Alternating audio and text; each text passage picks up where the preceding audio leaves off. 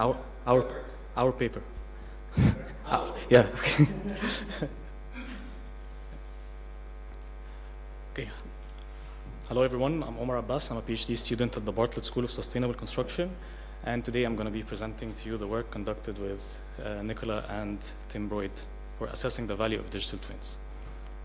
So a quick background about this topic. I'm sure you've been already overwhelmed by this subject and you're already well informed of the matter, but in Industry 4.0 and along the cyber-physical integration, we have new ways of creating value, and this industry has a promise of unlocking different value in different sectors, especially it initiated in the manufacturing industry, and it has now been proliferating to others as well. And the eco-industry has been trying to adopt this trend, but there were many issues, especially due to some characteristics in this industry, such as the fragmentation, the complexity, and the project-based delivery, which prevents the benefit of repeatability as in other industries.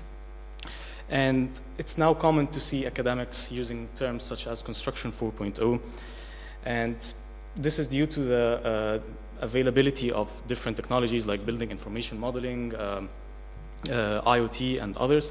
And one of the prominent technologies using a group of technologies, it's not a technology but rather a paradigm, is a digital twin. And this technology could be leading this transformation of the industry. So basically a digital twin is just a virtual representation of, or a realistic representation of a physical asset. And I have copied here two definitions, but I wanted to share with you the second one because there hasn't been any consensus of a definition about a digital twin. But this second one has been drafted by the international ISO standard 30173. And by the way, in this standard, a digital twin is currently abbreviated as a DTW. So you could be seeing more papers with a DTW instead of a DT. The committee acknowledges this difference, but they just don't want to make any confusion between digital transformation and digital twins. And as for the benefits, of course, they can span from the design, construction, operation, and decommissioning phase. There are a bit of questions about the benefits of a digital twin during the design phase because there isn't a physical twin yet. So we can say that this is the benefit of other, like a digital model or a BIM model. But many scholars just refer to a digital twin as having many benefits throughout the life cycle of our project. Now, getting to the interesting bit. So a digital twin is supposed to be a driver of value and unlocking this new potential of tackling many of the industry's issues. And in fact, in the report delivered by the Gemini principles, value was mentioned as one of those 9 purposes. But it has been argued that there has been a lack of clarity in the value proposition of digital twins and the phases they can be actually realized. And even some construction enterprises find it difficult to justify this additional investment because basically you have to put in some upfront investment and then reap them sometime in the future. The main issue we have found is that the term value and benefit have been used interchangeably in the literature. But actually, value is different from benefit. This should not be equal. And a more accurate representation of this relationship is that value is equivalent to the benefits, less the cost. And this definition is given by some bodies of knowledge, as well as Peter Morris. And benefits can have many different forms. So we can talk about the tangible and intangible benefits, and other classifications of benefits include operational, tactical, and strategic. Regarding the cost, they can be direct, indirect, or they can be used as CapEx, capital expenditure, or an operational expenditure. So what we're trying to answer by this research is that we're trying to see what is the value that can be realized by the use of digital twins in eco projects. And we'll tackle 3 objectives to get to this question. The first one is we will identify the associated costs and benefits with their use, with the use of a digital twin. We will also assess the availability of empirical evidence supporting the claim of these benefits and costs, and I'll tell you more about that later. And we'll identify the life cycle stage through which this value can be realized. As for the research method, we've used a systematic review method. It followed the PRISMA approach.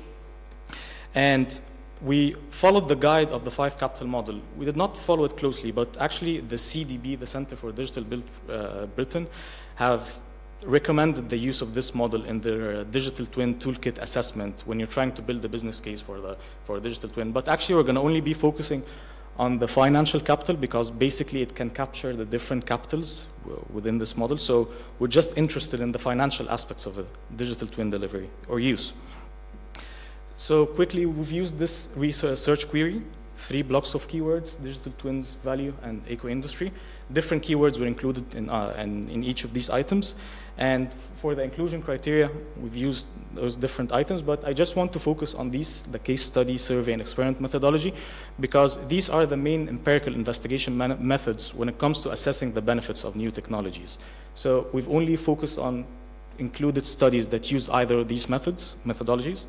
And this is the Prisma figure, and we have started with about 186 papers, and we've ended up with only 12. Yeah, this is just a quick bibliometrics. Of course, as expected, the digital twin will be in the middle of the author keywords. And for the content analysis, the most used method was a case study method. And this seems to make sense because case study are more suited to these topics, especially when you have some trying to assess the value of new technologies. And as for the benefits, we found the most benefits were in the operation and maintenance phase. This makes sense because I think many people believe that digital twin can only be used in the operation and maintenance phase and beyond, while a BIM is mostly more suited to the design phase. And then we found also some benefits about design, but again, this is more about the digital model, and we have found some benefits as well in the decommissioning phase. So about the benefits, we have actually reviewed the different articles, and of course, each author used a different convention name for the benefit, but we've tried to cluster these benefits. For instance, one of the studies have shown like increased transparency of information, and another used transparency and data reliability. So we've combined these two under improved information management. And the most common one we have found was better environmental management, and then followed by improved maintenance, which again suggests that digital twins could be mostly used during the maintenance phase. And there were some others, there were 4 others benefits that we can see that were cited about 3 times. And the remaining benefits were cited only 1 time. But one thing we've also noticed was that some authors used namings that were not actually benefits. So for instance, they thought that they mentioned that real-time monitoring was a benefit, but actually real-time monitoring is not a benefit because it could lead to other actual benefits. Or in another way, we could think of it as not an end benefit, but rather an intermediate benefit that leads to other benefits. For the costs, we couldn't find like many results as those for the benefits. We've only found 3 studies which discussed the cost of digital twins. The first one discussed the data, many costs of the data understanding and usage, and the costs of implementation and the social costs.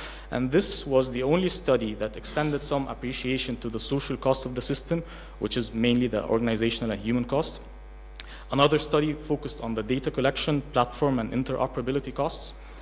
And then the last topic focused on the cost of sensors, but this was not focusing much on the digital twin, but rather on comparing an alternative of using a wireless sensor network in comparison to a handheld device.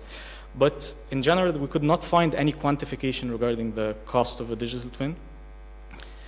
And some final insights I would like to share with you. So we have already found some different benefits backed up by empirical evidence due to the studies used, such as case study. And these benefits can actually span across the life cycle. But we could not find any quantifiable suggestions about the costs involved. And again, there was no comprehensive assessment of the value realized. No paper has tried to study these 2 items together, benefits and costs. And moving forward with this project, we're going to be first assessing the different qualitative and quantitative methodologies. We're going to be trying to use most probably an interview method, because I should have mentioned this earlier, but a benefit is like one of the definitions for benefits, that it's an advantage perceived by stakeholders, so there's some subjective dimension there. And then we're gonna be studying some potential projects as case studies. And then we're going to move on with the identification of these benefits and costs on an ongoing project or ongoing projects. And then we're going to build the investment evaluation model. Finally, one of the difficulties of this investigation is that many benefits could be attributed to other technologies. So what we're going to be trying to do is that we're going to start from the capabilities of a digital twin, and then we're going to see what are the benefits that could be matched to each of these capability, and then we'll move on with the technology. We'll try to cost the different technological elements in a digital twin, because we have IoT, we have BIM, we have other technologies that we can cost, and then we're going to build a system dynamics model. This is mostly because a digital twin is still a concept at its infancy, and there hasn't been a long time of using a digital twin. With this model, we could simulate for 20 years and just have some kind of an ex-ante assessment of a digital twin. And finally, this study did not come without any limitations. Firstly, it was only literature-based, and finally, there weren't any available benefit or cost taxonomies for the digital twin. Thank you.